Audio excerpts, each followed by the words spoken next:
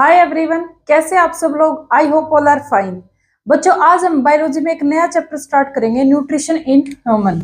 Nutrition in human being के अंदर हमें न्यूट्रिशन पढ़ना है।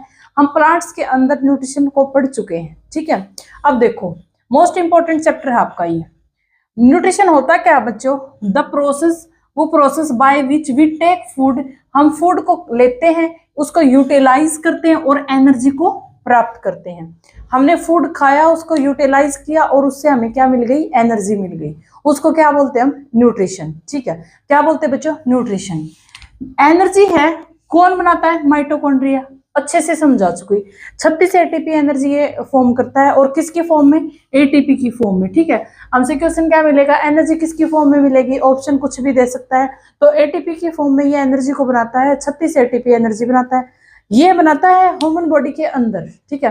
अब आप लोग मुझे ये बताओगे कि सेल के अंदर एनर्जी को कौन बनाता है? कमेंट बॉक्स में बताना, क्योंकि मैं बता चुकी हूँ। Type of nutrients. अब देखो बच्चों, हम दो टाइप के न्यूट्रिएंट्स को लेते हैं, एक जो बहुत कम अमाउंट में लेते हैं और एक बहुत ज्यादा अमाउंट में। एक जिसे हमारे शरीर को बहुत ज्यादा अमाउंट की जरूरत होती है, और एक जिसे थोड़ा सा ले लिया तो काफी है, ठीक है। तो ऐसे कौन कौन से होते हैं बच्चों? उनको बोलते हैं, एक को बोलते हैं मैक्रो, जो बहुत ज्यादा अमाउंट में लेते हैं, माइक्रो जो बहुत कम अमाउंट में लेते हैं, ठीक है। मैक्रो जैसे कार्बोहाइड्रेट्स हैं। कार्बोहाइड्रेट्स हमें दिन में कितना लेना चाहिए? 300 से 400 ग्राम पर डे कार्बोहाइड्रेट्स हमें लेना चाहिए, ठीक है। और फैट है 80 ग्राम पर डे। फैट कितनी लेनी चाहिए? 80 ग्राम पर डे, ठीक है। यहां से इंपॉर्टेंट बनता है आपको जो प्रोटीन है ना बच्चों, प्रोटीन एक दिन में प्रोटीन कितना लेना चाहिए? अब अडल्ट को पूछे कि अडल्ट है, उसको एक दिन में कितना प्रोटीन लेना चाहिए, तो अडल्ट को 0.8 ग्राम पर डे एक दिन में इतना ग्राम, पर डे नहीं सॉरी, पर केजी, ठीक है। मतलब क्या इस बात का कि अगर हमारा जो अडल्ट है वो 50 केजी का है, 50 केजी का है हमारा अडल्ट, तो उसको 0.8 ग्राम क्या लेना चाहिए? प्रोटीन। तो कितना आ गया? 40 ग्राम। 40 ग्राम उसको क्या लेना चाहिए? प्रोटीन लेना चाहिए, ठीक है। 40 ग्राम उसको प्रोटीन लेना चाहिए। ऐसे ही जो हमारा टीनेज है बच्चों, टीनेज को 0.9 ग्राम पर केजी क्या लेना चाहिए? टीनेज को प्रोटीन लेना चाहिए।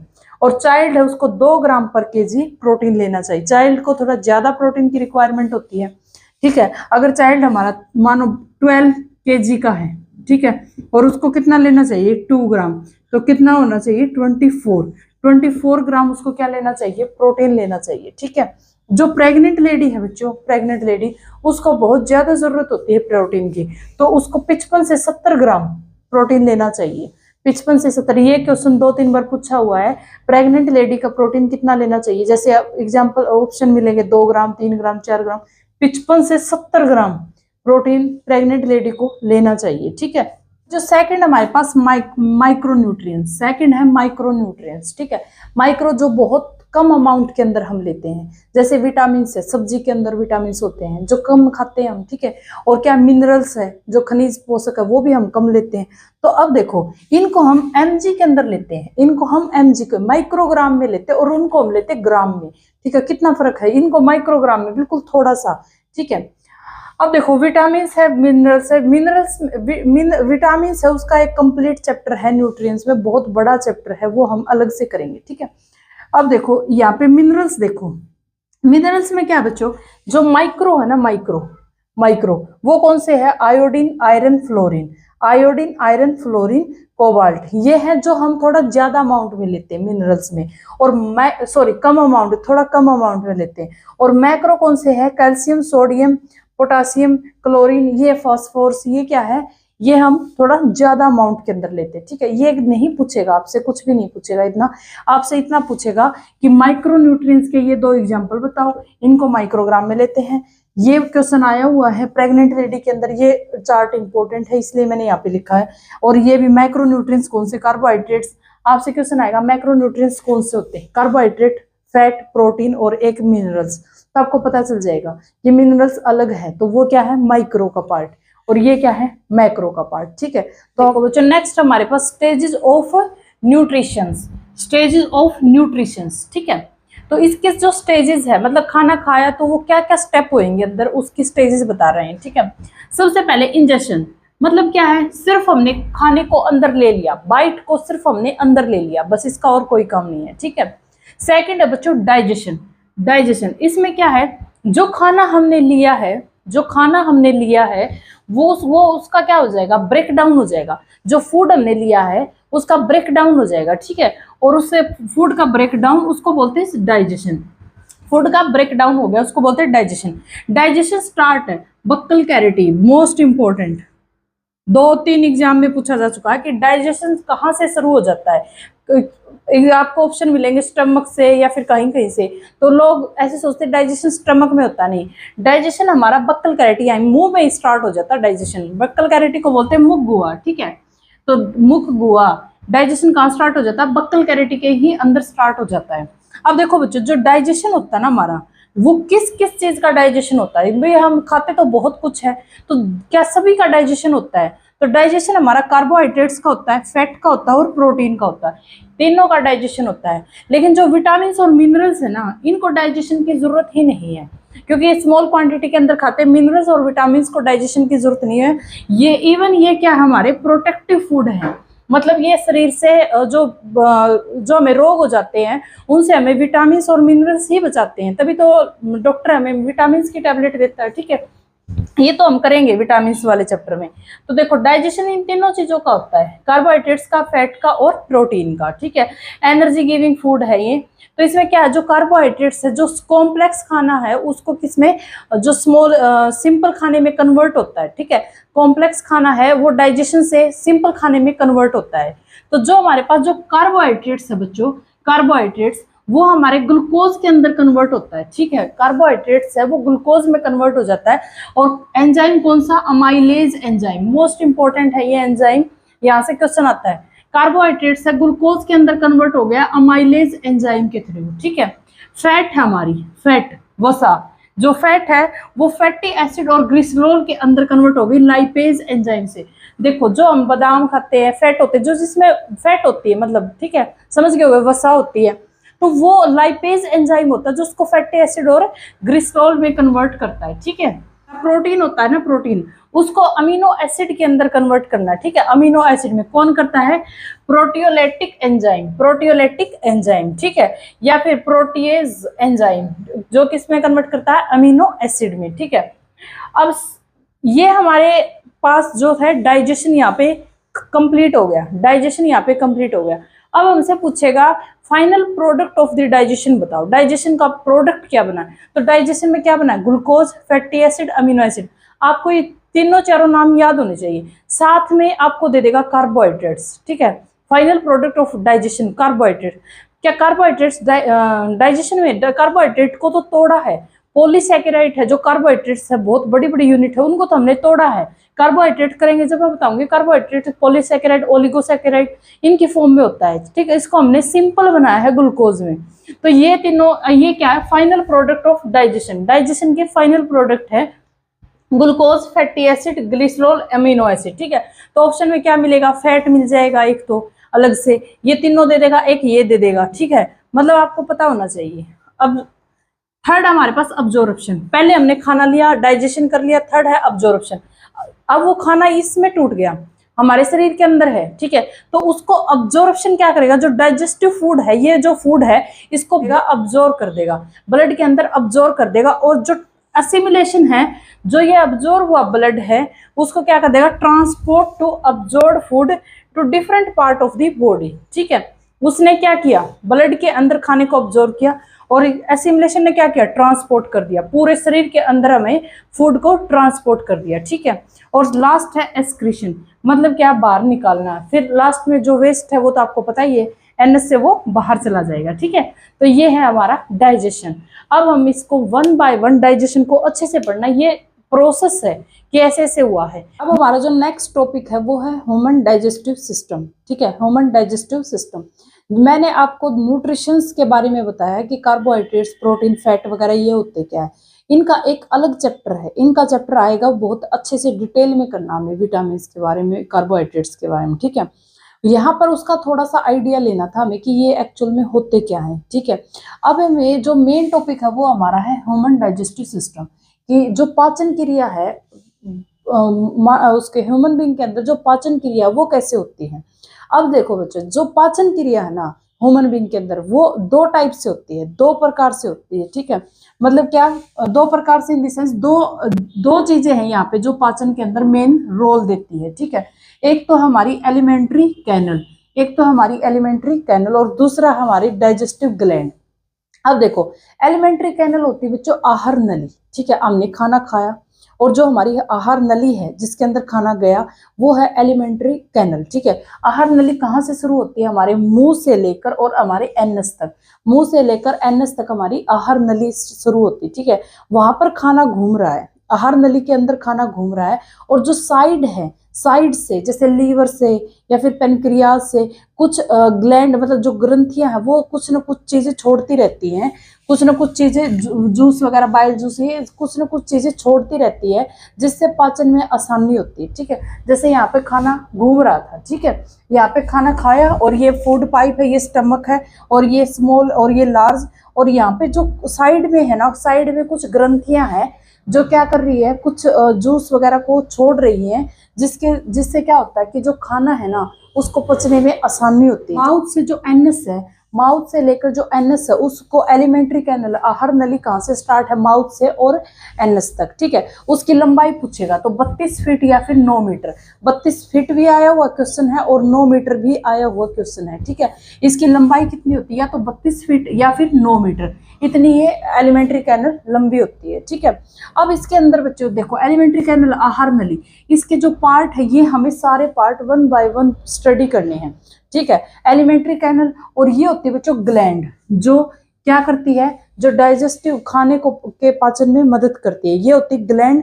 और ये होती है हमारी, जो हमारे पार्ट्स हैं, जैसे स्टमक का क्या काम है, ठीक है, लीवर कैसे हेल्प करता है, पेनक्रियाज क्या हेल्प करता है, स्मॉल इंटेस्टाइन, लार्ज, फेरेंगस, इसोफेगस, इनके सब के अपने अपने डिफरेंट काम है, ठीक है, पाचन के अंदर। ये हमें 1 बाय 1 स्टडी करने हैं। अब ये ग्लैंड है, इनके भी अपने काम है, लेकिन बच्चों एक ग्लैंड का चैप्टर अलग से है, एक ग्लैंड का चैप्टर अलग से है, कार्बोहाइड्रेट्स का चैप्टर अलग से है। ये 3 चैप्टर हैं, ठीक है। इनको तीनों को मर्ज नहीं करना मैं, वो मैं अलग अलग से ही करवाऊंगी। अगर ये सारे इकट्ठे करवा दिए तो आपको समझ ही नहीं आएगा कि क्या ग्लैंड और क्या ऐसे है, ठीक है। अभी हम सिर्फ और सिर्फ ह्यूमन डाइजेस्टिव सिस्टम को समझेंगे, आपको सारा जोर सिर्फ डाइजेस्टिव सिस्टम को समझने में लगाना है यहाँ पे।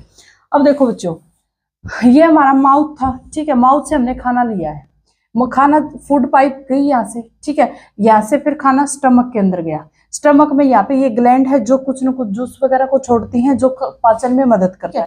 उसके बाद खाना कहाँ गया बच्चों, यहाँ से आता हुआ स्मॉल इंटेस्टाइन में, और उसके बाद कहाँ गया, लार्ज इंटेस्टाइन में, ठीक है। तो ये प्रोसेस है, और उसके बाद खाना एनएस के थ्रू बाहर चला गया, ठीक है। तो ये सारी प्रोसेस है। अब हमें 1 बाय 1 एक एक पार्ट को पढ़ना है और स्टडी करना है। ये आपको पूरा चार्ट दिखा दिया कि हमें पढ़ना क्या है, ठीक है। देखो बच्चों, अब सबसे पहले हम पढ़ेंगे माउथ को, ठीक है। हमने खाना खाया माउथ के अंदर, सबसे पहले हमने बाइट को अंदर लिया, तो माउथ में क्या 3 चीजें होती है जो डाइजेशन करती है। माउथ के अंदर देखो, एक तो हमारे टीथ होते हैं जो खाने को काटते हैं, फाड़ते, चीरते हैं, ठीक है। दूसरा हमारे माउथ के अंदर टंग होती है, ठीक है, जो हमें स्वाद बताती है कि ये मीठा है, खट्टा है, जैसा भी है, ठीक है। थर्ड हमारे जो एक ग्लैंड होती है, सलेवरी ग्लैंड, हम तीनों को पढ़ेंगे, ठीक है। अब सबसे पहले हम पढ़ेंगे टीथ को, शुरुआत हम करेंगे टीथ से, ठीक है। स्टडी ऑफ टीथ को phonology, odontology, study of teeth को बोलते हैं ओडोंटोलॉजी, ठीक है। अब देखो, हमारा टीथ कुछ इस टाइप का है, टीथ कुछ वैसे तो इस टाइप का है, ठीक है, ये ऐसे टाइप का है। तो जो इसका जो बाहर वाला पोर्शन है ना, बाहर वाली परत है, उसको बोलते हैं इनामल, बाहर वाली परत को बोलते हैं इनामल, और जो सेकंड वाली परत को बोलते हैं डेंटाइन, ठीक है। बाहर वाली परत होती है इनामल और सेकंड वाली परत होती है डेंटाइन, ठीक है। अब जो क्वेश्चन पूछा जाता है बच्चों कि जो इनामल है ना, जो हमारा टीथ है, इसकी जो बाहर वाला पोर्शन है व्हाइट कलर वाला, वो किससे मिलकर बना होता है, किससे मिलकर बना होता है, ठीक है। आपको 2 टाइप के ऑप्शन मिलेंगे, या तो मिलेगा कैल्शियम फास्फोरस, ऑप्शन के अंदर या तो मिलेगा कैल्शियम फास्फोरस, या मिलेगा कैल्शियम हाइड्रोक्सी एपेटाइट, या मिलेगा कैल्शियम हाइड्रोक्सी एपेटाइट, ठीक है। तो आपको याद रखना कि जो हमारा इनामल है वो किससे मिलकर बना है, कैल्शियम फास्फोरेट से या फिर कैल्शियम हाइड्रोक्सी एपेटाइट, एक ही बात है, ठीक है। तो आपको ये ऑप्शन याद रखने हैं। अब देखो जो फ्लोराइड होता है ना बच्चों, फ्लोराइड हमारे टीथ के अंदर फ्लोराइड होता है, जो क्या करता है, जो इनामल है उसको स्ट्रॉन्ग बनाता है। फ्लोराइड होता है इनामल को स्ट्रॉन्ग बनाता है, बट एक लिमिट से। मतलब अगर फ्लोराइड की मात्रा है वो अगर कम हो गई, फ्लोराइड हमारे टीथ के अंदर कम हो गया तो क्या करेगा, जो वीक कर देगा इनामल को और कैरिटी आ जाएगी। जब बोलते हैं ना कैरिटी हो गई टीथ में, तो वो किसकी वजह से होती है, फ्लोराइड की वजह से। फ्लोराइड कम होने की वजह से क्या होता है, कैरिटी आ जाती है दांतों में। और अगर फ्लोराइड ज्यादा हो गया तो एक बीमारी है फ्लोरोसिस, ठीक है, फ्लोरोसिस। तो जो ये व्हाइट वाले स्पॉट आ जाते हैं ना, व्हाइट व्हाइट स्पॉट आ जाते हैं हमारे टीथ के ऊपर, तो किसकी वजह से होता है, फ्लोरोसिस की वजह से, ठीक है। तो ये क्वेश्चन बहुत इंपॉर्टेंट है, आप नोट डाउन कर लो, ठीक है। तो वीक हो जाता है तो कैरिटी आ जाती है, और बहुत ज्यादा हो जाता है तो व्हाइट स्पॉट मिल जाते हैं, ठीक है, टीथ पे। अब जो सेकंड वाला पार्ट है ये डेंटाइल, ये वाला सेकंड वाला पार्ट है, वो किससे मिलकर बना है, कैल्शियम फास्फेट से। किससे मिलकर बना है, कैल्शियम फास्फेट से, ठीक है। ये फास्फोरस है, ये कैल्शियम फास्फेट से मिलकर बना है, ठीक है। अब देखो बच्चों, हमसे क्वेश्चन ये बहुत बार पूछे जा चुके हैं, इंपॉर्टेंट क्वेश्चन है, 2-3 है ये। Hardest part of the body, अपनी जो पूरी बॉडी का सबसे हार्डेस्ट पार्ट है वो है इनामल। अपने जो टीथ है उसकी बाहर वाली लेयर, वो क्या है, इनामल, हार्डेस्ट पार्ट। और सेकंड हार्डेस्ट पार्ट है ना, सेकंड ये डेंटाइन, सेकंड हार्डेस्ट पार्ट है डेंटाइन, ठीक है। फर्स्ट हार्डेस्ट है इनामल, सेकंड हार्डेस्ट पार्ट है डेंटाइन, और थर्ड हार्डेस्ट, फिर भी थर्ड भी पूछ ले आपसे तो हमारी जो बोन होती है वो सब बहुत ज्यादा हार्ड होती है।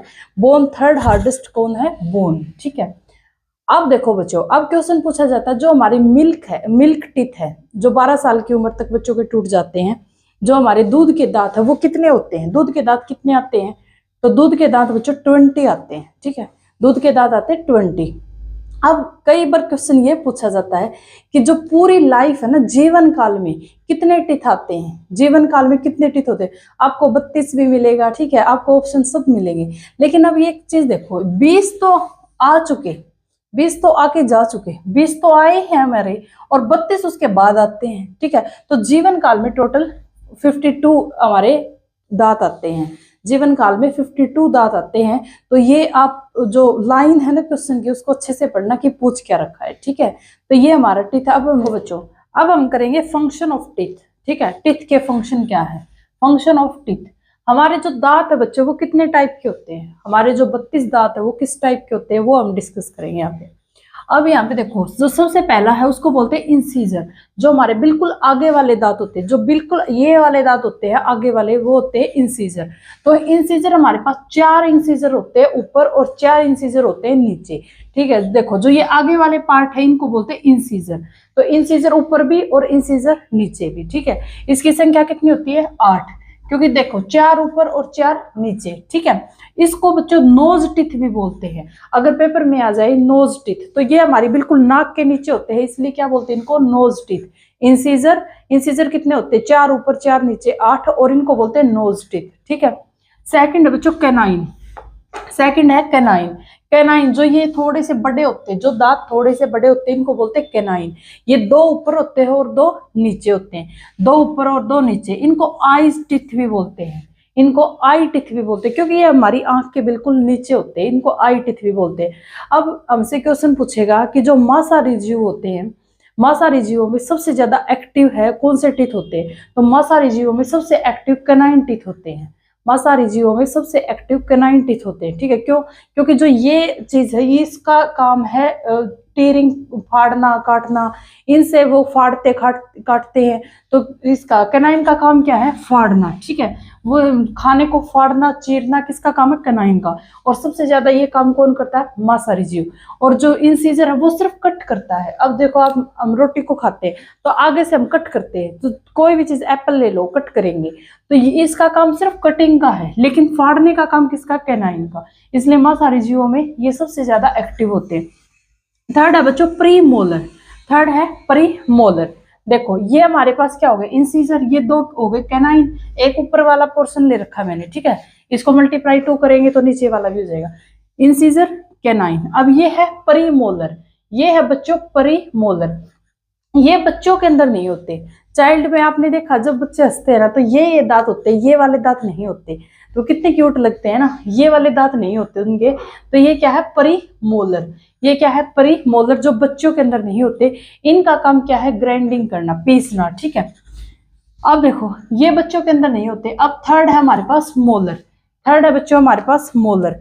मोलर का काम भी यही है, मतलब इन दोनों का काम सेम सा है, चबाना और फाड़ना, ये ग्राइंड करना और चबाना, दोनों का काम सेम है। अब इसमें जो थर्ड मोलर है बच्चों, देखो ये है मोलर, इनको विजडम टिथ बोलते हैं, ठीक है। विजडम, अक्ल की अक्ल जाड़, ठीक है। बोलते हैं ना अक्ल जाड़ आती तो बहुत दर्द होता है, क्योंकि अक्ल उसी टाइम आनी स्टार्ट होती है, ऐसे बस कहने की बात होती है। अब देखो ये क्या है, ये तीन क्या है हमारे पास, विजडम टिथ। विजडम टिथ में बच्चों के पास जो नहीं होती वो थर्ड वाली, ये वाला ना चाइल्ड के अंदर प्रेजेंट नहीं होता। ये हमारे पास मोलर है, मोलर 6 है हमारे पास, एक ऊपर मोलर 6 है। 6 में से जो लास्ट वाला है ना, लास्ट वाला पोर्शन, वो बच्चों के अंदर नहीं होता, ठीक है।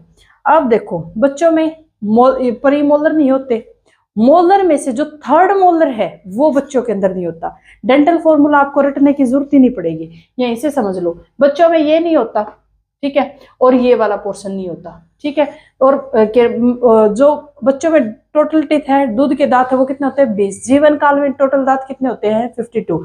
ये याद रखनी चीजें। अब बच्चों के अंदर थर्ड मोलर प्रेजेंट नहीं होता, तो विजडम टीथ हमारे पास कितने हो गए, 6 तो ये और 6 ही नीचे वाले, टोटल कितने हो गए, 12। टोटल कितने हो गए बच्चों, 12, ठीक है। अब हमसे डेंटल फॉर्मूला पूछेगा, डेंटल फॉर्मूला पूछेगा, पहले तो अडल्ट का पूछेगा। आप एक बात बताओ, डेंटल फॉर्मूला निकालेंगे हम, ऐसे कर लो इसको, ठीक है, ऐसे। इस साइड वाले का पहले निकाल लेते हैं, ठीक है, इस साइड वाले को मल्टीप्लाई 2 कर देंगे, सेम है ये तो इंसीजर कितने हैं, 1 और 2। कैनाइन कितना है, 1। प्रीमोलर कितना है, 2। मोलर कितना है, 3, ठीक है। 2 1 2 3, ठीक है। अब देखो नीचे सेम, नीचे है, नीचे वाले दांत की सेम है। इंसीजर 2, कैनाइन 1, प्रीमोलर 2 और मोलर 3, ठीक है।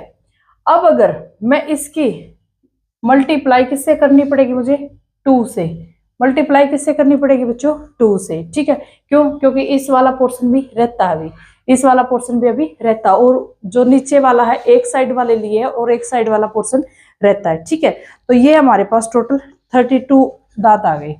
टोटल कितने आ गए, 32। काउंट करो इनको, 32 आ जाएंगे, ठीक है।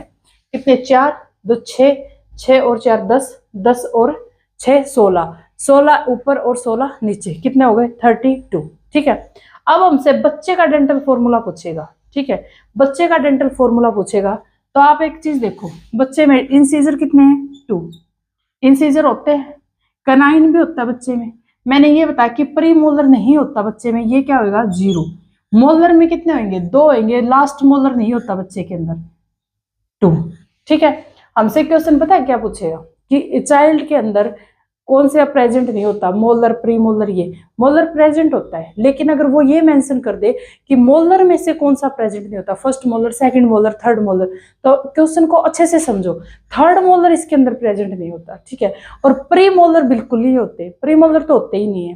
तो बच्चे का डेंटल फॉर्मूला 2102, ठीक है, सेम नीचे 2102 और मल्टीप्लाई 2, ठीक है। बच्चे के अंदर कितने हो गए, 2 3, ये होते नहीं, 3 और 2 5, 5 और 5 10 और 10 मल्टीप्लाई 2 कितने हो गए, 20। टोटल कितने हो गए बच्चों, 20। यहाँ पे टोटल कितने हो गए, 32, ठीक है। ये आपका डेंटल फॉर्मूला है।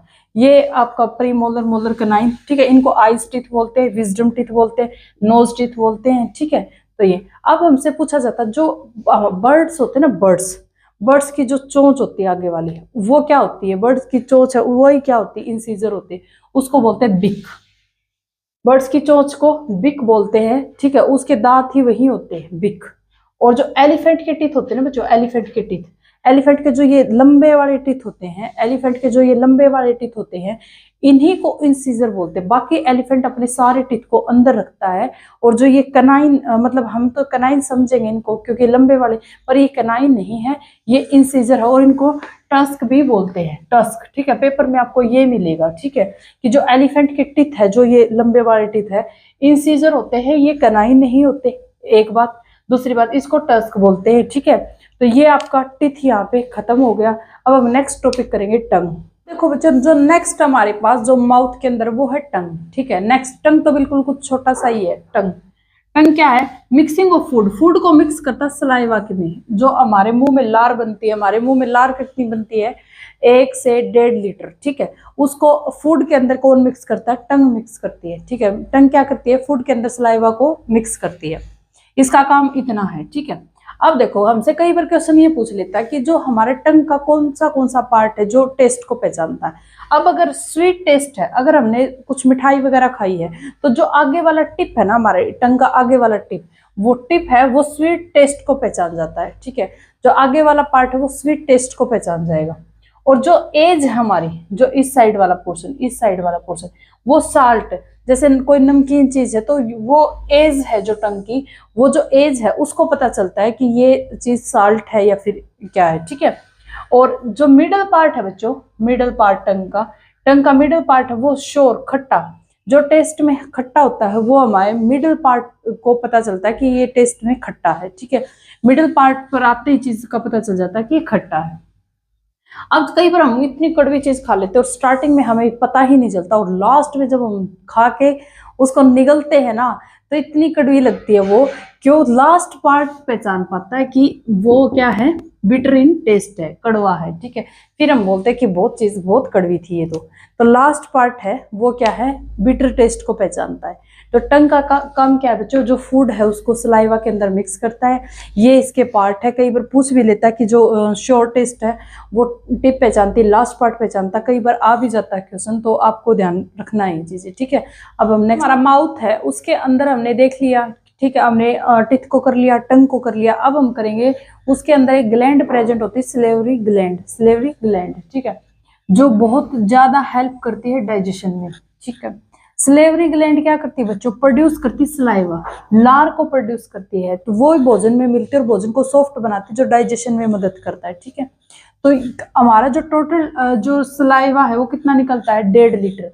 टोटल सलाइवा है पर डे 1.5 लीटर, ये पर डे के हिसाब से। ठीक है, पर डे हमारा टोटल सलाइवा 1.5 लीटर निकलता है। ठीक है, और जो इसकी पीएच होती है वो 6.8 होती है, मतलब ये सलाइवा है हल्का सा एसिडिक होता है, लाइट एसिडिक होता है। मैंने बताया था अगर पीएच 7 है तो न्यूट्रल, 7 से कम है तो एसिडिक, और 7 से ज्यादा है तो बेसिक। तो ये बिल्कुल 7 के क्लोज ही है, तो ये स्लाइटली एसिडिक है। ठीक है, अब जो सलाइवा है ना बच्चों, सलाइवा है, उसमें कुछ एंजाइम प्रेजेंट होते हैं। देखो, हमारे जो मुंह में सलाइवा बना उसमें कुछ एंजाइम होते हैं जो क्या करते हैं, जो हमारे भोजन को मतलब पचाने में मदद करते हैं। ठीक है, तो सलाइवा में कुछ एंजाइम होते हैं। एक बार ये क्वेश्चन पूछा जा चुका है कि जो एंजाइम होते हैं सलाइवा में वो क्या होते हैं? प्रोटीन, कार्बोहाइड्रेट्स, ऐसे ऑप्शन थे। तो जो ऑल एंजाइम है बच्चों, सारे प्रोटीन है। जो ये एंजाइम में जितने बताऊंगी वो सारे के सारे प्रोटीन हैं। ये एक बार D+B TGT में पूछा था कि ऑल एंजाइम है वो क्या है?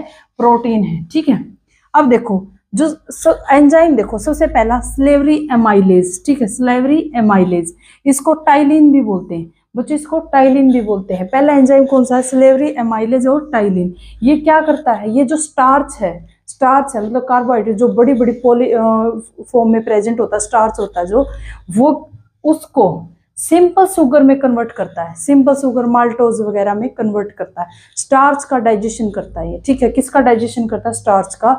तो वो किसकी फॉर्म में? माल्टोज वगैरह सिंपल शुगर की फॉर्म में। जब मैं करवाऊंगी कार्बोहाइड्रेट्स अच्छे से बताऊंगी आपको। ठीक है, आप बस इतना समझो कि ये जो स्टार्च है उसका डाइजेशन करता है। ठीक है, हाँ, एक ये चीज देखो, ये है ना कुछ मैमल्स के अंदर प्रेजेंट नहीं होता स्लेवरी एमाइलेज है। कुछ मैमल्स ऐसे होते हैं जिसके अंदर ये प्रेजेंट नहीं होता, जैसे हमारे हॉर्स है, डॉग है, कैट्स है, इनके अंदर ये काम नहीं करता। ठीक है, स्टेज, डायस्टेज भी क्या करता है, सेम वही काम करता है, स्टार्च का डाइजेशन करता है, ठीक है, सेम वही स्टार्च का डाइजेशन करता है। अब क्या है सेकंड, आगे आगे क्या है, लाइसोजाइम। लाइसोजाइम, ठीक है, लाइसोजाइम क्या करता है बच्चों, जो हमने कुछ भी खा लिया, हमने कुछ भी खाया तो हमारे अंदर कीटाणु है वो तो चले गए, जो कीटाणु हमारे अंदर चले गए उसको किल करता है कौन, लाइसोजाइम, ठीक है। अब देखो जो बच्चे हैं, छोटे बच्चे, वो तो बहुत कुछ गंदा गंदा खा लेते हैं, ठीक है, तो वो तो ऐसे बीमार हो जाए, लेकिन कोई चीज होती है जो हमें प्रोटेक्ट करती है, तो मुंह के अंदर क्या होता है, लाइसोजाइम, ठीक है। अब देखो लास्ट है लाइपेज, ठीक है, लास्ट है लाइपेज, जो फैट और कार्बोहाइड्रेट्स का क्या करता है, डाइजेशन करता है। फैट और कार्बोहाइड्रेट्स का क्या करता है बच्चों, डाइजेशन करता है, ठीक है। अब एक ये लाइन बहुत ही इंपॉर्टेंट है, पूछेगा कि डाइजेशन कहाँ से स्टार्ट होता है। डाइजेशन हमारा माउथ से स्टार्ट होता है, डाइजेशन है वो हमारा माउथ से स्टार्ट होता है, ठीक है। अब स्लेवरी ग्लैंड है ना बच्चों, स्लेवरी ग्लैंड, वो उसमें 3 चीजें होती है। स्लेवरी ग्लैंड है वो 3 टाइप की होती हैं। सबसे पहले पैरोटिड ग्लैंड, आगे है पैरोटिड ग्लैंड, ठीक है। सेकंड है सम मैंडिबुलर ग्लैंड, सम मैंडिबुलर ग्लैंड, ठीक है। और थर्ड है सबलिंगुअल, थर्ड है सब। जो हमारी स्लेवरी ग्लैंड होती है बच्चों, जो हमारी स्लेवरी ग्लैंड होती है उसके अंदर तीन चीजें होती हैं, पैरोटिड ग्लैंड, सब मैंडिबुलर और सब लिंगुअल, ठीक है। अब जो पैरोटिड ग्लैंड होती है, हमसे सिर्फ क्वेश्चन यही पूछेगा कि सबसे बड़ी कौन सी होती है और सबसे छोटी ग्लैंड कौन सी है। सबसे बड़ी होती है पैरोटिड ग्लैंड, ठीक है, सबसे लार्जेस्ट होती है इन फ्रंट ऑफ ईयर, अपने कानों के बिल्कुल पास होती है, इन फ्रंट होती है, ठीक है। और जो बच्चों एक बार ये क्वेश्चन आता कि जो सांप है उसके अंदर जो जहर का काम कौन सी ग्लैंड करती है, पैरोटिड ग्लैंड, ठीक है। सांप है उसके अंदर जो जहर बनता है वो कहां से बनता है, पैरोटिड ग्लैंड से, ठीक है।